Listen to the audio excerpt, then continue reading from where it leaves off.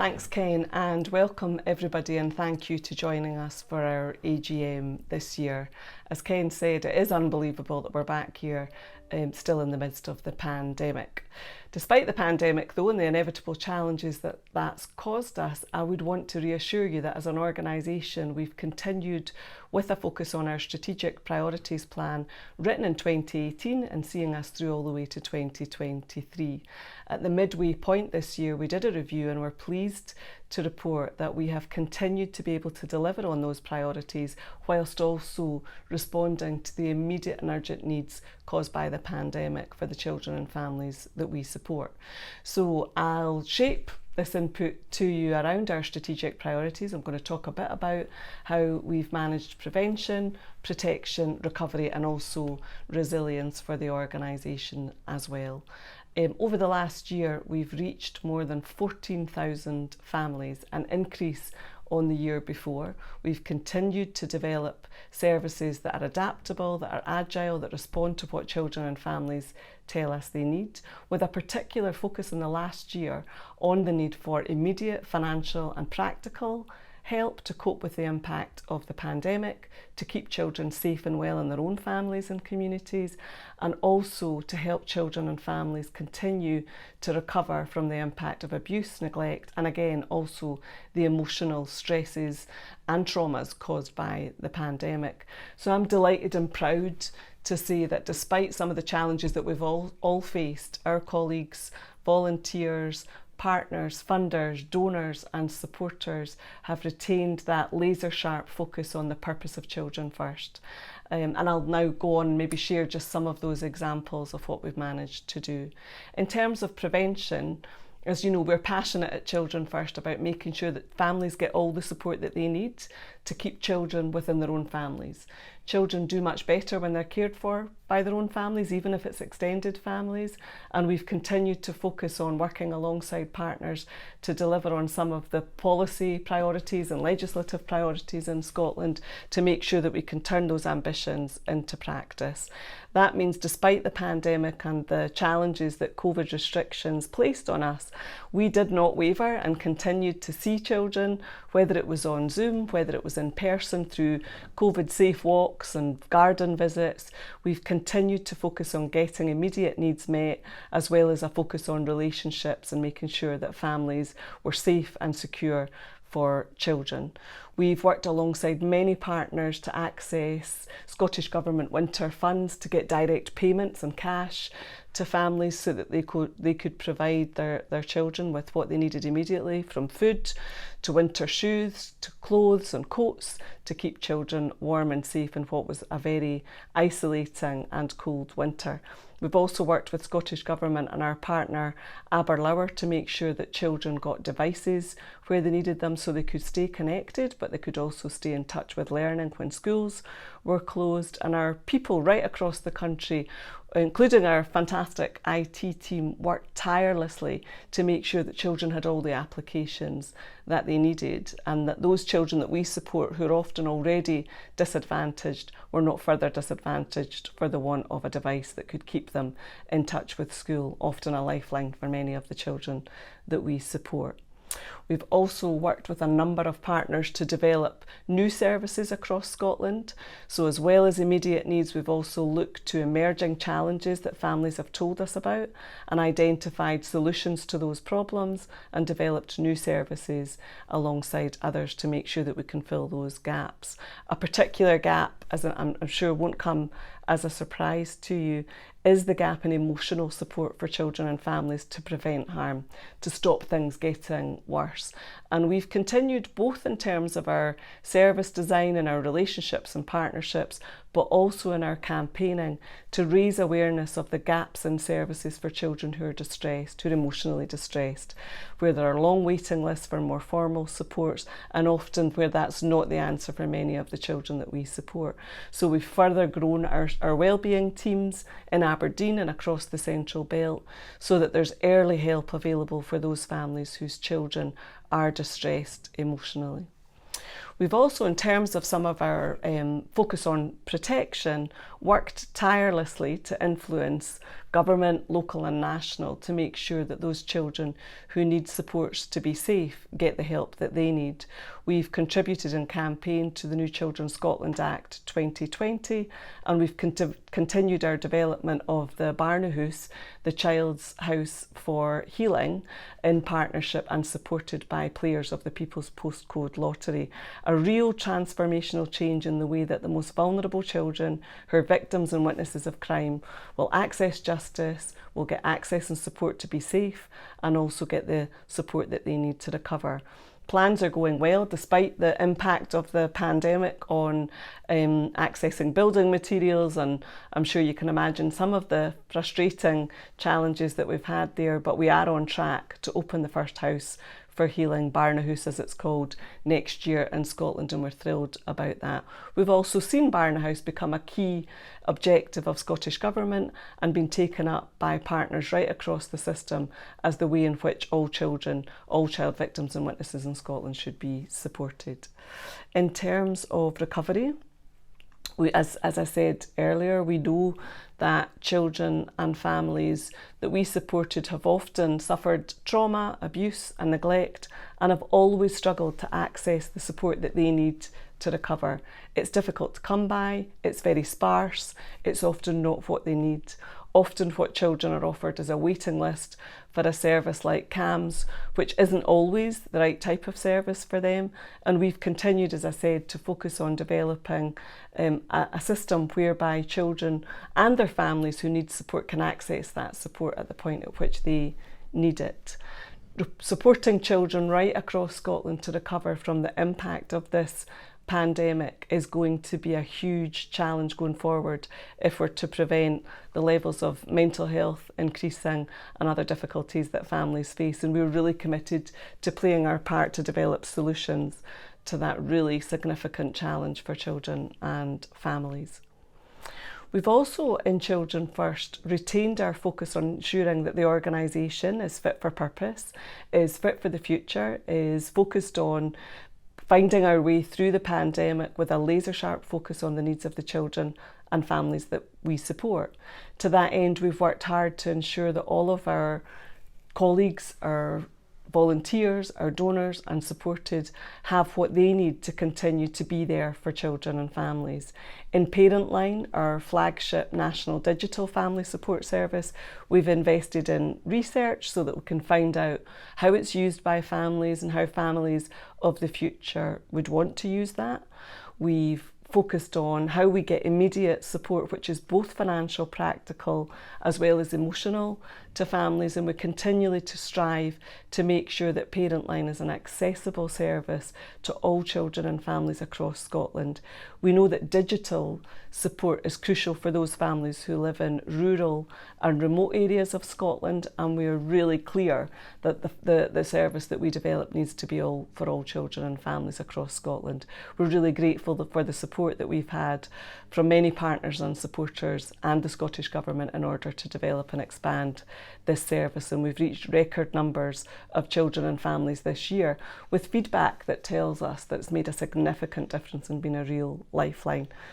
I'll take this opportunity now to thank those donors, supporters, partners, colleagues, volunteers right across the charity and beyond who've made a real difference, who've kept going in the most difficult of circumstances, whilst often coping with their own children at home and many other challenges associated with the pandemic. We've also developed ways of working which have been much more adaptable. We've created a way of working that's flexible for our people. We've moved beyond expecting our teams to be in bases and spaces all the time, whilst making sure that they're with the children and families that they need to be. And we've moved to a much more flexible and hybrid model of working, and which so far is working well for our teams. I'm also delighted to see that we've invested continually in the learning and development of our people. Our teams and our people, our colleagues at Children First, as I'm sure you know, are our greatest resource. and they're only going to be there for the children and families that we support, keeping them safe, keeping them protected, preventing harm and helping them to recover if they themselves feel strong, supported and resilient. And we've made that a real priority for the organisation over the last year. Leadership teams right across the organisation have focused on our colleagues' well-beings in order that they get the support they need to be there for the people that we support. We will continue to adapt our systems. We're investing in new ways of recording our work and evidencing our impact, and we continue to have ambitious plans to ensure that we can deliver on our strategic priorities well into the future. I'd now like to share with you some of the highlights from our year in a short film.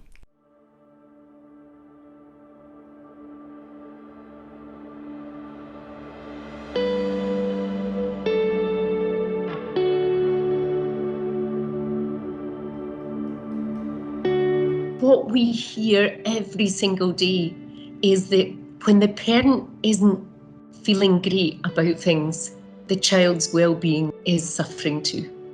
So for our children, parents need to look after themselves and get that support.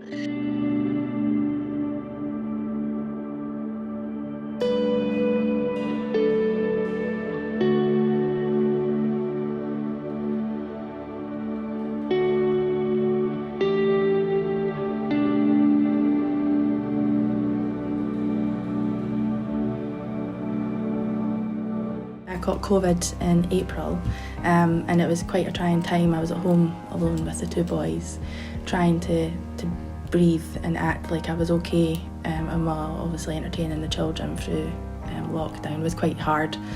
There was nights that I actually thought that I wasn't going to wake up the next day morning, so I had to write letters to the boys thinking that I wasn't going to make it. And Jen was just great. She'd be on the phone constantly. Jane, I can't say enough about her. She's just been amazing. I'm there for you. I'm there with you to go through whichever part of the journey it is that you're requiring our support in, whether that is support with getting the children along to school, whether that is, something a bit more traumatic that's happened in your life. It's just about us being there to shoulder some of it with you. If I was to describe the past year, the first words that I would use is challenging.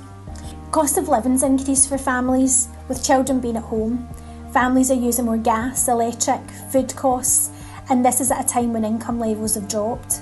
The Children First Family Wellbeing Team are available to assist with any issues over the phone, and we can help with debt issues, offer benefit checks, assist with the application process, or help during a crisis with grants or vouchers.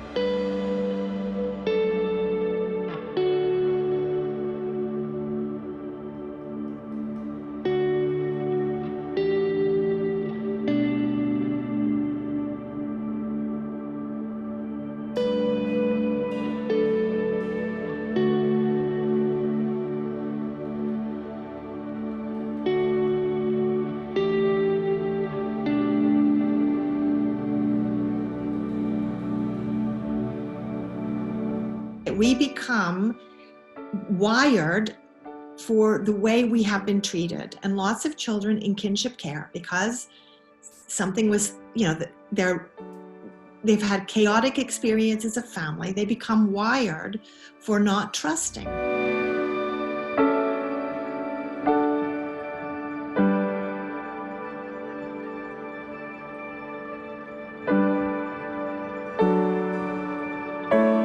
Stories of children beginning to trust again. Stories of children beginning to know how to, we call it regulate, sort of manage and know what to do with their very big feelings.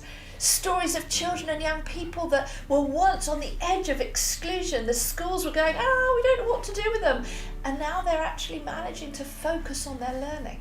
I love those stories. I collect them. But it's all down to people like you that are choosing to invest into the generation to come.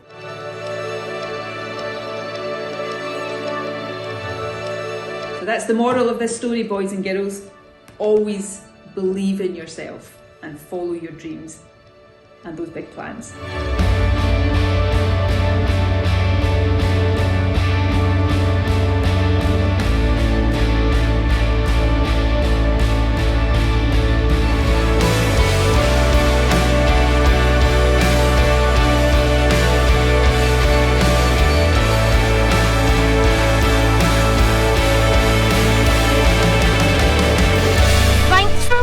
watching.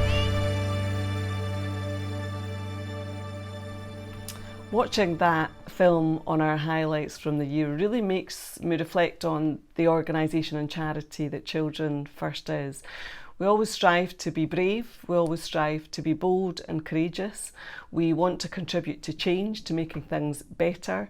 And I can give you a number of examples where over the last year, again, despite all the challenges and complexities, we've continued to focus on developing solutions to some of the big questions and challenges that exist for children and families.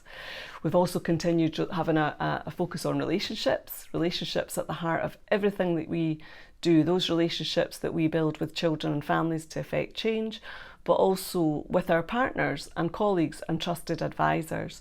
So in the last year, as you can see from the film, we've continued to develop our relationship with Dr. Suzanne Zeedyk and expanded that beyond our colleagues and teams to offer direct webinars so that the kinship care families that we support can access the latest scientific research on child development, the impact of trauma, and how they can build safety and a sense of security for the children that they care for.